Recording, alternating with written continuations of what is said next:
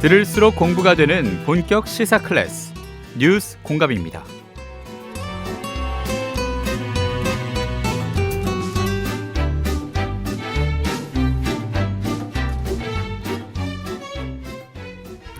네, 민주당 상황 조금 더 자세히 짚어보겠습니다. 김현정 더불어민주당 대변인 연결돼 있습니다. 대변인님 나와 계시죠? 네네, 김현정입니다. 어제 그 표결 결과는 대변인도 좀 놀라셨죠? 예상치 못한 결과였던 거죠? 네, 그렇습니다. 저도 사실 결과 보고 되게 의아했고요. 예. 놀란 건 사실입니다. 왜냐하면 사실 이게 당론은 아니었지만 네. 의총을 통해서 이제 총의로 압도적으로 부결시키자라고 얘기했고, 또 오히려 여당 측에서도 그런 예상들을 한 만큼 이거는 압도적으로 이제 부결될 것이다 이런 예상이 되어 있었는데, 이제 의외의 결과가 나와서 좀 놀랐습니다. 지금 민주당 내의 좀 분위기는 좀 어떤가요? 사실 지금 당장은 좀 혼란스럽고 예. 분노하는 당원분들도 많이 계신 게 사실입니다. 네. 그래도 또 어쨌든 이탈표는 있지만 이 검찰권 남용에 대해서 어쨌든 체포동의안은 부결되지 않았습니까? 예. 그래서 이제 앞으로 이재명 대표님 말씀처럼 당내 소통을 통해서 당을 재정비하고 또 우리 당이 민생과 경제를 챙기고 검사 독재 정권에 맞서서 퇴행하는 민주주의를 지키는 그런 이제 선명한 투쟁들을 해 나가자, 이런 결기도 같이 지금 다지고 있는 그런 상황이다 보십니다. 예. 그 이재명 대표의 어떤 뭐 이탈표 관련한 뭐 언급이 또 있었는지도 궁금한데요. 어떤 얘기를 좀 하던가요? 특별한 언급은 없으셨고요. 예.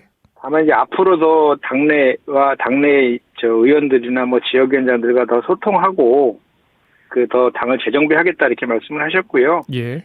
예, 오늘도 또 민생행보, 사실 마음이 편하지는 않으실 거 아닙니까? 그럼에도 네. 불구하고 민생행보를 하셨고, 또 이제 검사 독재 정권에 맞서서 우리 이제 대장동 특검이라든지 또는 김건희 특검법을 좀 발의하고 통해서 이제 선명한 야당, 그리고 민생 정당이라는 그 대한 정당으로서 유능한 민생 정당의 이제 그런 모습들을 보여줌으로 인해서 예. 국민들의 그 지지를 회복하려는 그런 행보들을 지금 하고 계신다 이렇게 보시면 됩니다. 뭐 이 사안과 관련 없이 야당이 할 일은 하겠다. 이렇게 이해해도 괜찮을까요?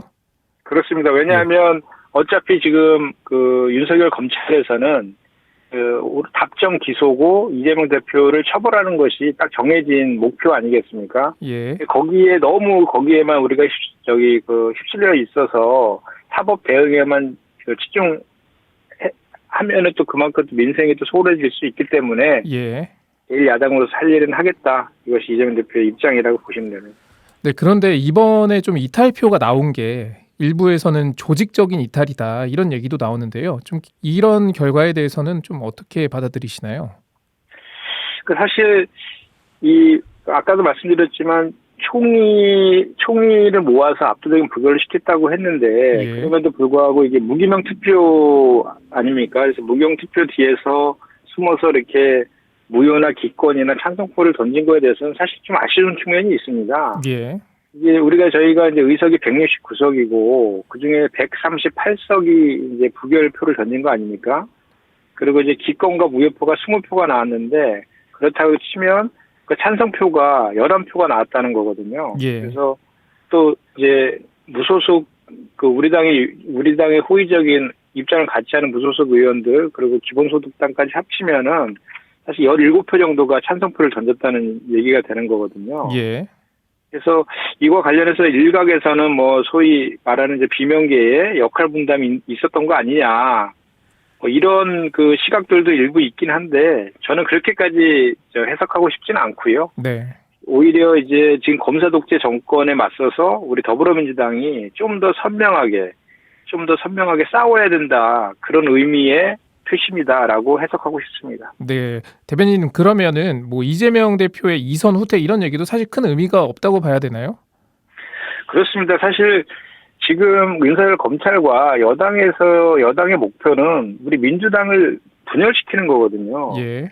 이재명 대표에 대해서 이선 후퇴하라고 하는 목소리를 내부에서 내는 순간 저쪽의 전략에 저희가 말려드는 꼴이 되는 거거든요. 네. 지금은 이재명 대표를 중심으로 뚜틀 뭉쳐서 오히려 검사 독재 정권에 맞서서 싸워야 될 그럴 때다. 그리고 이재명 대표는 지난 대선에서 패배했기 때문에 이런 전방위적인 그 수사와 탄압을 받고 있다. 이거 야당 탄압의 상징인 분이거든요. 예. 그런 분에 대해서 이 선으로 후퇴하라고 하면 어떤 투쟁 동력을 가지고 우리가 싸울 수 있겠습니까? 그러니까 지금은 이재명 대표를 중심으로 오히려 더 단합해서 싸울 때다 이렇게 말씀드립니다.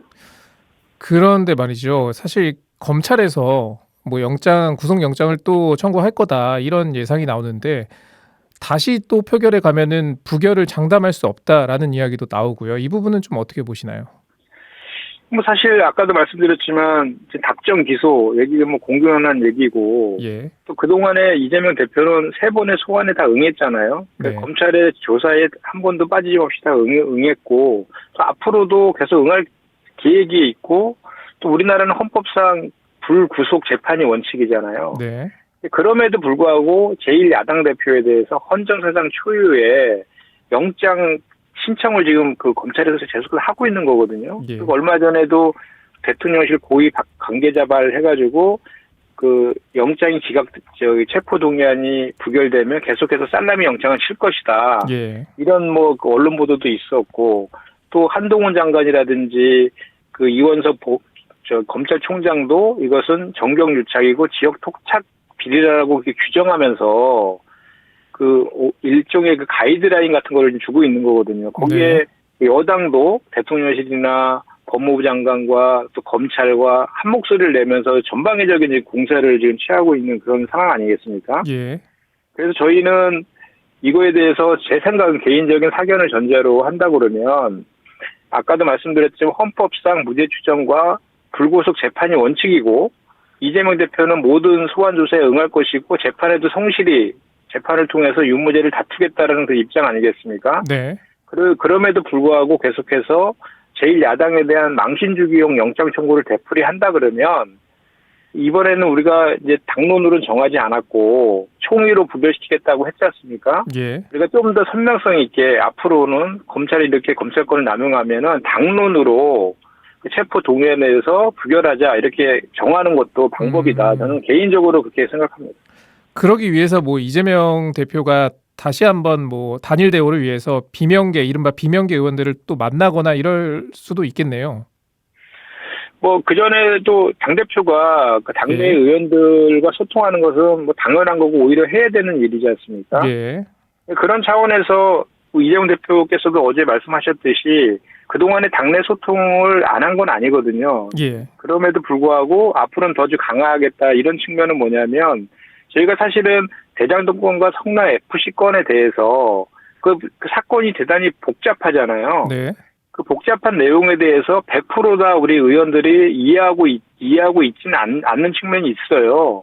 그래서 그런 내용들을 좀 더 뭐 의총이라든지 또는 뭐 연석회의라든지 이런 걸 통해서 좀 더 공유하고 또 우리 당 지도부가 어떻게 하겠다. 그리고 의원들의 역할은 무엇이다. 그래서 같이 좀 이렇게 싸워나가자라는 것들을 좀 더 공론화를 시키고 좀 더 깊이 있게 논의하는 이런 과정들이 이제 좀 필요하다고 보고요. 예. 그런 과정을 통해서 지금의 이 길을 전화위복의 기회로 저는 충분히 활용할 수 있다 이렇게 생각합니다. 왜냐하면 지금 여당과 그 국정 운영과 관련해서도 국민들의 여론이 대단히 좋지 않거든요. 예. 아시겠지만 국정 지지도는 계속해서 박스권을 지금 벗어나지 못하고 있는 정체 국면에 있고 그 경제와 민생에 대한 그 뭐 무대책이라든지 무능에 대한 국민의 지탄이 지금 되게 높아 있는 그런 상황 아닙니까? 그리고 여당 같은 경우도 3.8 전당대회가 끝난 이후에 김기현 당대표 후보가 지금 유력한 후보로 지금 거론되는데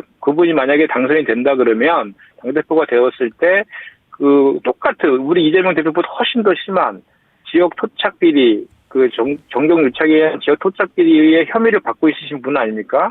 그 문제도 있을 수 있고 또 그 윤석열 대통령의 공천 개입, 그 당무기익과 관련된 그런 것들도 현실화가 되었을 때 실제로 이제 국민의힘 의원들도 당내에서 대단히 그거에 대해서 균열을 일으킬 가능성이 되게 높거든요. 예. 그렇기 때문에 지금 앞으로의 여야가 어떻게 민심을 서로 얻고 가는 과정들이 어떻게 전개될지는 정말로 앞으로 여야가 하기 나름이다. 저는 그렇게 생각하고요. 결국은 그 민심을 얻는 정당이 차기 총선에서도 승리할 것이다 저는 이렇게 생각합니다. 저 끝으로 짧게 요거 하나만 더 여쭤볼게요. 지금 민주당 일부 지지층에서 가결표를 던진 의원이 누군지 좀 찾아내자 뭐 이런 얘기들도 나오고 어떤 뭐 문자 폭탄이나 뭐 이런 것들이 계속된다라는 얘기도 나오는데 이런 움직임은 좀 어떻게 보십니까? 일단 오죽 이제 화가 나셨으면 그러겠나 싶습니다. 사실 당원이 없으면 뭐 의원들도 없는 것 아닙니까? 우리 민주당도 있을 수가 없는 것이고요. 그래서 일단 먼저 앞으로 이렇게 총의를 어겨서 당을 이기로 빠뜨리는 일은 좀 없었으면 좋겠다는 말씀 먼저 드리고, 다만 이제 더 큰 민주당 그리고 지금 우리의 상대는 어쨌든 정부 여당과 윤석열 검찰에 맞서서 싸우는 것이기 때문에 더 큰 그 단일 대우를 위해서, 더 큰 민주당의 단합을 위해서 이러한 것들은 좀 우리 당원들께서 좀 자제해 주셨으면 좋겠다 이런 말씀 덧붙여 드립니다. 예, 알겠습니다. 오늘 말씀 여기까지 듣도록 하고요. 지금까지 더불어민주당 김현정 대변인과 말씀 나눠봤습니다. 오늘 말씀 고맙습니다. 네, 감사합니다. 네.